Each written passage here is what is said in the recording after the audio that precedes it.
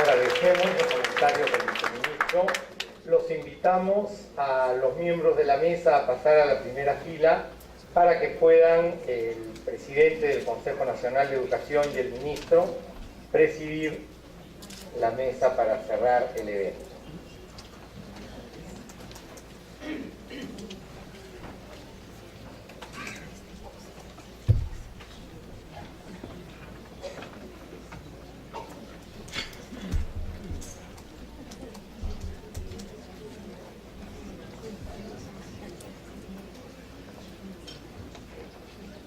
Bien, y ahora para concluir con esta entrega del balance 2013, tenemos las palabras del ministro de Educación, el doctor Jaime Saavedra.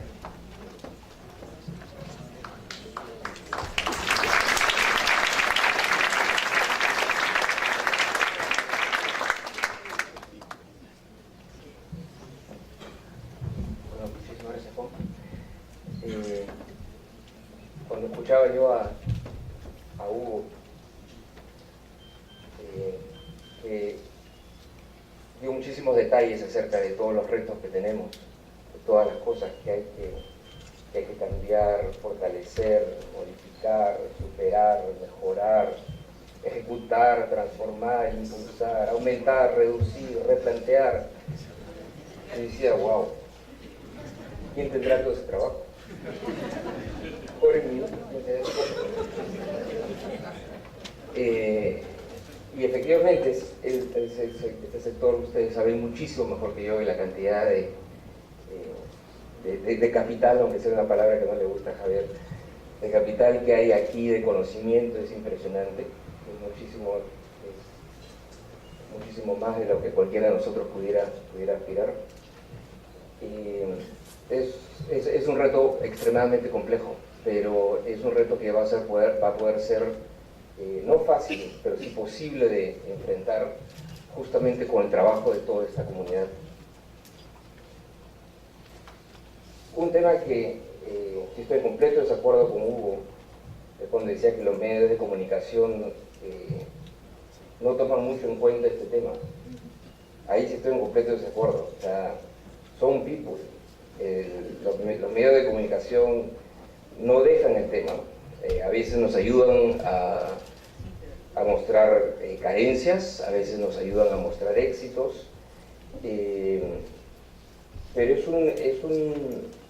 es un reto grande que tenemos. Justo Martín mencionaba que ahora, a raíz del buen inicio, teníamos mejores estadísticas, lo cual está muy bien. Y justo encontrábamos y estábamos discutiendo con el equipo. Bueno, acabamos de ver que eran las 2 de la tarde del primer día, 95% de colegios han empezado clases. Sí, oye, pues es una excelente estadística, hay que mostrarlo. Y 20 minutos después dijimos, no, pero espérate, 95% que han empezado implica que 5% no han empezado. Un periodista que tenga un poquito los números, a multiplicar ese 5% por el número de colegios, y va a decir 2.800 colegios no han empezado clases. Y efectivamente eso fue lo que pasó. En el Comercio, al día siguiente, ese fue, no el titular, pero sí inmenso en la página interior, 2.800 colegios no empezaron clases. Pero bueno, yo creo al fin y al cabo sí es muy útil estar bajo el escrutinio público, porque efectivamente el tema de educación le atañe a todos. No hay nadie que no tenga una opinión, no hay nadie que no esté vinculado al sector, ya sea no solamente porque trabajan o porque tienen algo que ver con el sector, porque todos tienen hijos, todos tienen hermanos, todos tienen alguien que tiene que ver con el sector de educación. No hay nadie que no tenga una opinión. Y dentro del sector de educación hay miles de temas y todos los temas son vida o muerte para alguien. Todos esos temas, alguien va a estar dispuesto a estar encadenado en la reja del ministerio por ese tema. Y cada uno de ellos probablemente tiene razón de estar preocupado por lo que está pasando. Pero lo que sí es claro es que existe ya una conciencia de que es una prioridad. No solo de los que están acá, no solo de esta comunidad, sino realmente de toda la sociedad. Para bien o para mal, la prueba PISA, los resultados en las evaluaciones censales, han hecho que todo el mundo sea consciente del tema, que en esta prueba PISA hayamos salido últimos aunque sea de un subset, ¿no? De un subconjunto de países, pero bueno, últimos, esa era la noticia. Y últimos no es lo mismo que penúltimos. Últimos, él generó una conciencia muy fuerte, ¿no? Dentro de la sociedad, que tenemos un problema, ¿no? Y que tenemos un reto muy grave, que afrontar como sociedad. Y en el fondo, como en todo, no hay mal que por bien no venga, eso ha sido útil. No sé si bueno, pero al menos útil para que todos tengamos una conciencia de que no estamos donde debemos estar, no estamos donde queremos estar, no estamos donde nuestros niños y nuestros jóvenes se merecen estar. Y si no mejoramos, eso va a ser un factor limitante para que el progreso del país continúe, va a ser un factor limitante para que el bienestar del país continúe, la mejora del bienestar continúe. Entonces, en ese sentido tenemos una oportunidad. Sí tenemos, yo creo que hoy día como sociedad sí tenemos una oportunidad para poder hacer ese cambio dramático que necesitamos para mejorar la educación en el país. Y hay muchas áreas de las cuales podemos hablar. Yo no voy a ver si respondiera punto por punto todos los detalles que mostró Hugo, estaríamos acá hasta las 12 de la noche. Para empezar, y de ahí podríamos seguir todavía varios días más. Pero solo quiero mencionar unos cuantos puntos. Uno lo mencionó Javier, lo mencionó también Martín, que es el tema de los maestros, ¿no? Y ahí sí yo creo que yo también no sería tan optimista como Javier, como mi profesor de Historia del Pensamiento.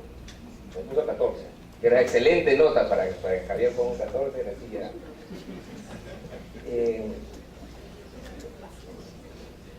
El tema de la revalorización de la carrera docente es un tema absolutamente central. Y realmente eso lo hemos dicho varias veces. Terminó en el discurso inclusive del Premier de que la educación es tan buena como buenos son sus maestros. Y yo creo que realmente en eso. Y como decía Javier, ser maestro es extremadamente difícil, ¿no? O sea, estar delante de 25 chiquitos de 7 años a los cuales tienes que capturar su atención, sentir que tú puedes ser su amigo, que los puedes inspirar, es muy difícil. Estar delante de 40 chicos de secundaria con las hormonas revueltas es más complicado todavía. Pero realmente ser maestro es extremadamente difícil. Y yo creo que como sociedad no nos damos cuenta de eso y como sociedad no estamos valorando como se debe al maestro. Yo creo que, por ejemplo, ese episodio de Tumbes fue muy revelador, ¿no? Cuando se dijo, fue la única región en la cual la prueba de contratación para los contratos de un año no se pudo dar en la fecha correcta, se tuvo que dar la siguiente semana. Entonces todos los ojos estuvieron solamente en esa región, y bueno, hubo el error que todos ustedes conocen, entonces salía, ¿no? Y multiplicaron por un factor, entonces todos los puntajes estaban hacia abajo, y la noticia fue: ni un solo profesor aprobó. Y yo creo que la noticia no fue el error, sino la noticia fue que la mayor parte de la gente se la creyó. La mayor parte de la gente dijo, sí, pues, los profesores son tan malos, ninguno pasó.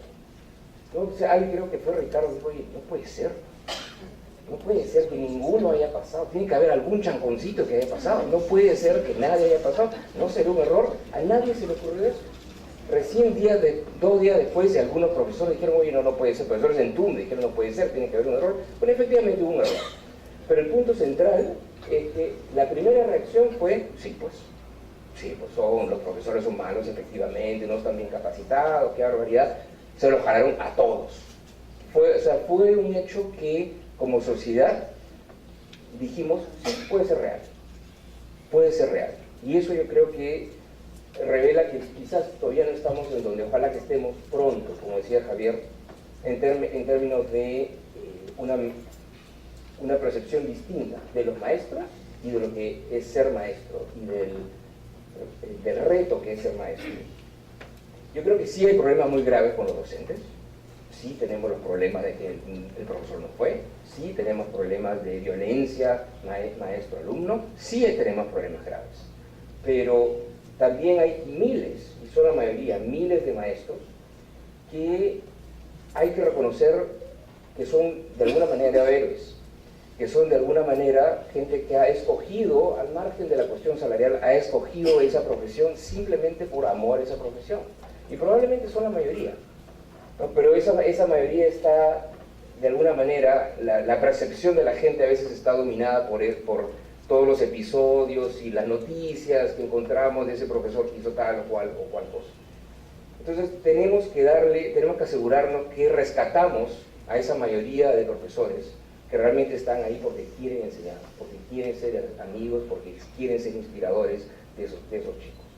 Y necesitamos, ya yendo a lo concreto, necesitamos cambios en los niveles salariales, necesitamos cambios en la estructura salarial, necesitamos darles oportunidades de desarrollo profesional, mucho más de lo que se tiene ahora. Hemos presentado en distintos foros, ¿no?, ya los números, ¿no?, de cómo estamos en términos de nivel de salarios de los maestros comparados a los profesores de otros países de América Latina.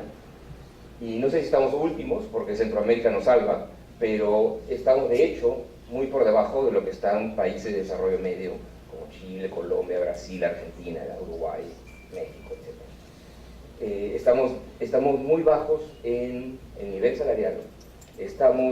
Somos uno de los países en los cuales la brecha entre el salario docente y el salario promedio del resto de profesionales es la más grande, y es también una profesión que se está envejeciendo.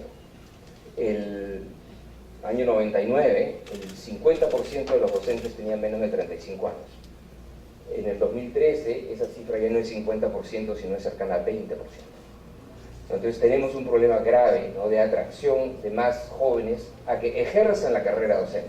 No solamente a que estudien ser docentes, una cosa es estudiar pedagogía y otra cosa que efectivamente termines ejerciendo la carrera docente. Entonces ahí tenemos un problema grave que vamos a tener que resolver. El otro tema que quería mencionar era el tema de la gestión, ¿no? Yo creo que tenemos un problema grave de gestión en el sector, a todo nivel. Tenemos un problema importante que resolver en el ministerio, ¿no? La gestión en el ministerio, como Hugo y muchos saben, siempre nos muestra un montón de detalles y de hechos y de procesos que debemos mejorar. La gestión es una gestión todavía lenta, complicada, ¿no? Son así capas y capas geológicas de normas, una detrás de la otra, que uno no sabe cuál vale, cuál no vale, cuál eliminó a cuál.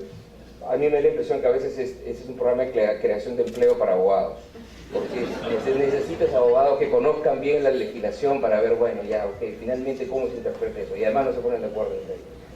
Yo soy economista, entonces puedo criticar a los abogados, pero yo se los he dicho, entonces puedo decirlo. Necesitamos entonces una muchísimo mejor gestión y procesos mucho más modernos en el ministerio, pero necesitamos también procesos mucho más modernos, mejor gestión, mejores sistemas administrativos, mejores sistemas de información en las UGELs.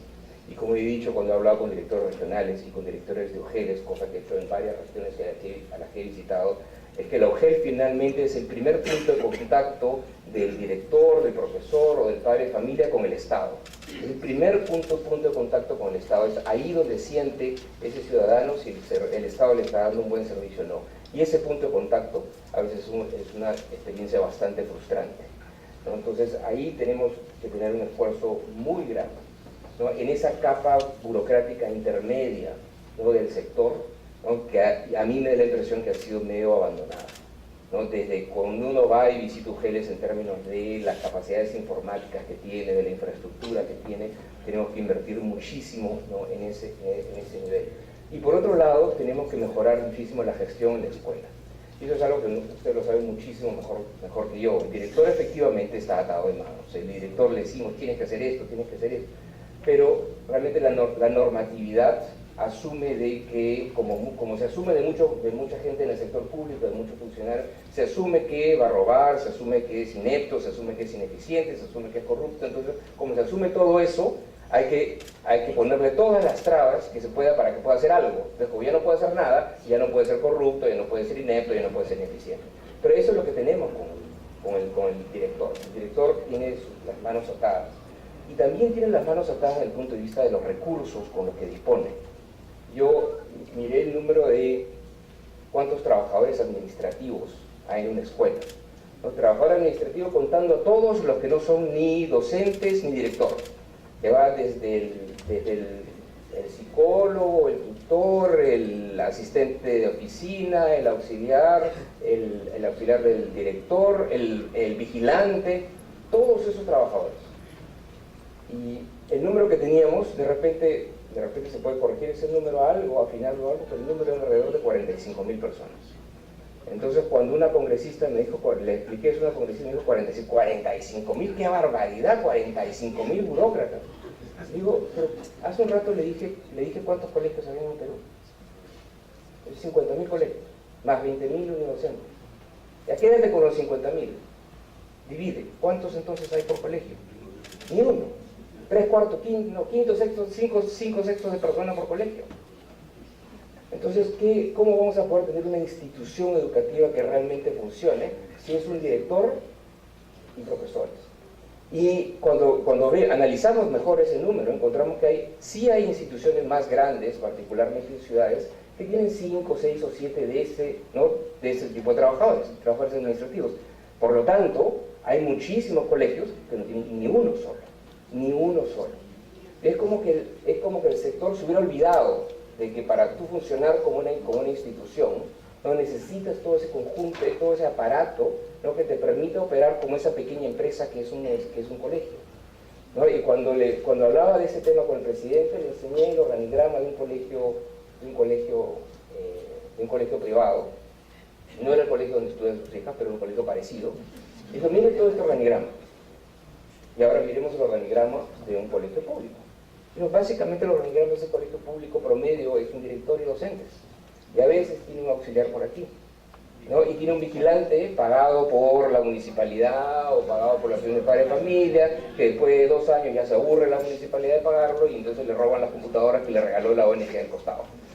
Entonces ahí tenemos un problema grave de gestión a todo nivel en el sector, a nivel del ministerio, a nivel de la SUGEL y a nivel de la escuela. Hugo mencionaba el tema de involucrar a más actores, ¿no? Y yo creo que sí, ese es un tema crucial, y ahí yo quiero hablar de dos actores completamente distintos. Uno es los padres de familia. Yo creo que sí, al margen de todas las instituciones que tenemos, ¿no?, todos los comités que tenemos, yo creo que más allá de todos estos comités que tenemos, que ni me acuerdo las siglas porque tenemos un montón de tipos de comités, el punto central es ver la forma como podemos incorporar a todos los padres, no al padre que está metido en la asociación de padres de familia, eso está muy bien, pero más allá de eso es involucrar al padre de tal manera que el padre lea con su hijo, ¿no?, que el padre esté pendiente de lo que está pasando con el chico, que esté pendiente, el padre, más el padre diría que la madre, porque usualmente más la madre que el padre, pero que ambos estén pendientes de lo que pasa con ese niño. A mí me da la impresión que a veces eso no pasa, y en algunos casos como que ya, inclusive eso se ve más en los colegios privados, en los cuales ya el papá dijo, bueno, yo ya pagué 200 soles, ya porque el colegio se encarga. Entonces hay mucho de esa actitud que tenemos que cambiarla, y no es un tema de comités, ¿no?, es un tema de actitud de los padres de familia. Por eso unos temas, aparte de los temas de reforzamiento escolar, acompañamiento docente y todas las estrategias que hay y que se están trabajando en el ministerio, no voy a entrar en detalle, porque se están trabajando en el ministerio para mejorar los aprendizajes. Una de esas estrategias tiene que involucrar más información para el padre de familia de qué es lo que debe estar aprendiendo su hijo cada mes, ¿no?, en los distintos grados. Y el otro actor que yo creo que es muy importante es la empresa privada, ¿no? Pero hay que ver la manera como incorporar la empresa privada, y la manera como estamos nosotros tratando de dirigir eso es con asociaciones público-privadas básicamente enfocadas a acelerar la inversión en infraestructura y en mantenimiento. Ahí ya no voy a mencionar otra vez los temas, creo que lo mencioné a Hugo. Las brechas que tenemos en infraestructura son monstruosas. El primer cálculo que se ha hecho con el censo de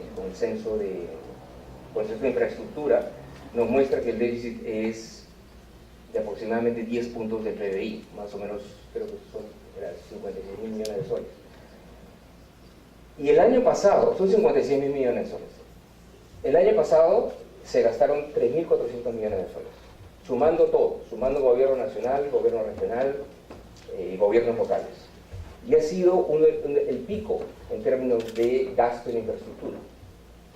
El gasto desde año 2009. No, los años anteriores al 2009 estaban muy bajos, en aproximadamente 0.2% del PBI. A partir del 2009 se empezó a acelerar y tenía un proceso continuo de aceleración y nos ha llegado a este 3.400 del año pasado. Que no creo que se pueda observar otra vez este año. Quizás se logre el mismo nivel porque el canon ha bajado y por lo tanto las regiones van a invertir menos en infraestructura este año. Pero si mantuviéramos ese nivel, ese pico de 3.400, nos demoraríamos como 18 años en cerrar esa brecha de infraestructura. ¿No? Brecha de infraestructura que la calculamos en función a el número de colegios que se tienen que rehabilitar, el número de colegios que se tienen que reconstruir porque ya son colegios muy antiguos o mal construidos, nuevos colegios que se tienen que construir para cubrir, para todavía cerrar la cobertura en secundaria y en inicial particular, y también nuevos colegios que se tienen que construir si es que queremos pasar a una educación secundaria de tiempo completo, que es la otra cosa que hemos estado mencionando. Los chicos se van del colegio a la 1:30 porque viene el siguiente turno y luego se van a las 6 de la tarde porque viene el siguiente turno. No en todas las escuelas secundarias, pero sí en la mayoría. Esa no es la escuela que pueden tener nuestros hijos, que pueden entender nuestros niños, nuestros jóvenes. Tiene que ser una escuela en la cual están hasta las 3 de la tarde y luego esa escuela está disponible para ese chico, para que sea parte del entorno, para que sea parte de la vida de ese chico. La escuela ahora, después de la 1 de la tarde, ya no es parte de la vida del chico, porque ya está otros mil muchachos están ahí. Entonces ahí tenemos un problema grave también de cómo cambiar nuestra secundaria. Pero para hacerlo también va a implicar, y por eso es que tenemos una brecha tan grande. Y una de las maneras entonces de acelerar eso, ¿no? es a través de alianzas público-privadas, tanto en infraestructura como en mantenimiento, o en acelerar mecanismos de obras por impuestos. El último punto que quería tocar era el tema del gasto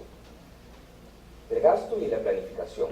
Y ahí primero, en el tema del gasto, quiero aclarar una cosa, porque le han tirado barro con ventilador al ministerio del sector en el tema de la ejecución del gasto, una parte justificada y otra parte no justificada. Porque el primer dato que sacó el congresista Guren era correcto. Él decía, la ejecución en el gasto de capital del sector educación es 50%. Toda esa frase es correcta. Es todo el sector educación, gasto de capital. ¿Y de dónde viene ese 50%? Viene de un promedio que es más o menos 75% del gasto, la ejecución del gasto de capital del Ministerio de Educación, 70 las regiones y 33 las universidades. Todo eso, y el gasto de capital en las universidades es bastante grande. O el presupuesto, digamos, de las universidades para gasto en capital es bastante grande, en parte por el canon. El promedio de ese 33, 70, 75 te daba ese 50%. Efectivamente, eso no es una maravilla. 75% de la ejecución del gasto del Ministerio de Educación me parece mal, debería ser 99%, ¿no? Pero no es 50%, del Ministerio de Educación. Pero después de la siguiente frase, ya se olvidaron de sector educación, simplemente dijeron ministerio, y se olvidaron de la frase gasto de capital, dijeron gasto. Entonces ya era, el gasto del Ministerio de Educación es 50%. Y eso sí, es completamente falso, porque además es imposible, porque todo el gasto corriente es salarios, entonces el gasto es el 99%, bienes y servicios, el gasto es el 99, 98%. Entonces, pero ya entonces se quedó que el Ministerio de Educación gasta la mitad de su presupuesto. Y eso ya era el resumen de todo el asunto. Y entonces cuando otra vez lo pones en millones, dices 2.600 millones de soles que se regresaron. Y bueno, efectivamente, 2.600 millones se regresaron, pero fue todo el sector. Una parte una parte pequeña fue el Ministerio de Educación, una parte pequeña un poquito más grande fue los gobiernos regionales y una parte importante fueron las universidades. Entonces esto, disculpen ahí la digresión, pero sí es algo que sí es importante aclarar. Ahora, no es que estemos bien, yo no digo que estemos bien, porque ejecutar 75%, ¿no? Cuando tenemos los déficits que estamos mostrando, obviamente sigue siendo un problema. Ahora, pero el punto del gasto no es solamente que efectivamente hay que ejecutar todo lo que se presupuesta, sino que tenemos que ejecutarlo de una manera más planificada. Y ahí es cuando yo quería mencionar el tema de si hay continuidad o no hay continuidad en las políticas. Yo creo que hay alguna continuidad. pero esta continuidad a medias. Si nosotros miramos los gobiernos de los últimos 30 años, vemos que algunos enfatizaron la infraestructura. ¿No? En el comienzo, por ejemplo, del gobierno de Fujimori se enfatizó la infraestructura. De ahí se empezó a ver una preocupación por la calidad, ¿no? Con el MESEC, ¿no? Calidad, algo de capacitación. De ahí el otro gobierno empezó y dijo, no, subamos los salarios docentes, y efectivamente el gobierno subieron los salarios docentes. De ahí el otro gobierno empezó con otra vez infraestructura, con los colegios emblemáticos, y se empezó con la implementación con la ley de carrera magisterial, con la primera semilla del tema meritocrático, ¿no? Se hizo la primera ley, ¿no? que ya involucraba, introducía la meritocracia al sistema. Pero quizás aquí lo que nos está faltando es justamente una planificación que nos permita poner todas esas patas de esa mesa trabajadas al mismo tiempo. Tenemos que trabajar en el tema docentes, sí. Tenemos que trabajar en el tema de infraestructura, también.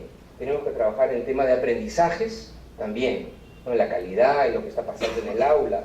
Tenemos que trabajar en la gestión que mencionaba también, pero no podemos decir, bueno, ahora me voy a dedicar a la gestión, ya que el próximo se dedica a la infraestructura y que el siguiente se dedica a lo docente.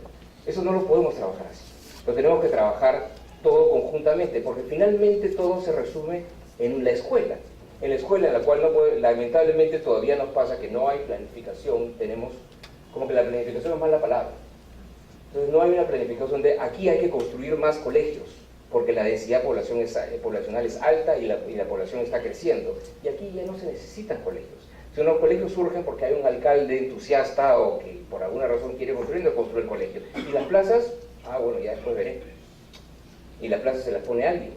Y después de se las pone el alcalde, ya yo te pongo 5 plazas. Y después de 3 años el alcalde se aburre, ya no le financia las plazas y viene al ministerio y dice, necesitamos que nos financien plazas. ¿Qué plazas? Sí, no, yo tengo acá 10 profesores trabajando y de septiembre ya no les pagué. Tenemos un problema social, ministro. Hay que pagarle a estos docentes que ¿dónde estaban? Entonces no tenemos, ¿qué es lo que ha pasado? Y no ha habido esa planificación en la cual decimos, bueno, aquí necesitamos más escuelas, entonces necesitamos infraestructura, necesitamos las plazas, necesitamos asegurarnos que esos docentes sean capacitados y necesitamos que tengan toda esa estructura para que puedan gestionar bien esa escuela. Entonces lo que tenemos que trabajar como país es en una planificación que nos permita avanzar en esas 4 patas de manera simultánea y de manera bien pensada en un marco de equidad. ¿No? Equidad pensada no como darle lo mismo a todos, sino como darle a todos los niños y a todos los jóvenes lo que necesitan, ¿no? para desarrollar al máximo su potencial. Por lo tanto, es una oferta que tiene que ser diferenciada, porque tiene que ser diferenciada para el niño rural, para el niño que requiere una oferta bilingüe, para el niño que es un niño talentoso, para el niño que tiene habilidades especiales. Todos esos niños son distintos. La igualdad de oportunidades es darle a todos esos niños lo que necesitan para desarrollar potencial. No es darle lo mismo a todos esos niños. Y por lo tanto es un reto complejo. Pero tenemos que planificar mucho más en el sector, cosa que lamentablemente yo creo que todavía no se ha hecho lo suficiente, ¿no? Y vamos a tener que trabajar como comunidad educativa, ¿no? Trabajando en esos distintos pilares de manera simultánea. En donde sí yo creo que ha habido continuidad es en este grupo de gente que vive no de la educación, sino vive por la educación. Aquí sí ha habido continuidad, ¿no? Y aquí es donde tenemos justamente la oportunidad, ¿no? De planificar mejor, de pensar de manera más estructurada en el mediano plazo. Ya son 11 años, ¿no? que tiene el Consejo. Y tiene que tener muchísimos más. Y tenemos que trabajar para que tengamos un Consejo más fuerte, no más comprometido, porque yo creo que no necesita ser más comprometido ya es suficientemente comprometido, pero sí asegurarnos que tengamos los mecanismos de trabajo para que nos permitan trabajar de manera asociada, como ha sido, al menos en mi experiencia en estos 4 meses, como ha sido con los distintos miembros y colegas, muchos de los cuales están aquí del Consejo, y que nos permitan trabajar como socios, que somos todos, ¿no? En mejorar la calidad de la educación que merecen nuestros niños y nuestros jóvenes. En ese sentido yo quiero agradecer a Andrés, agradecer a Hugo, bueno, a todos los colegas que están aquí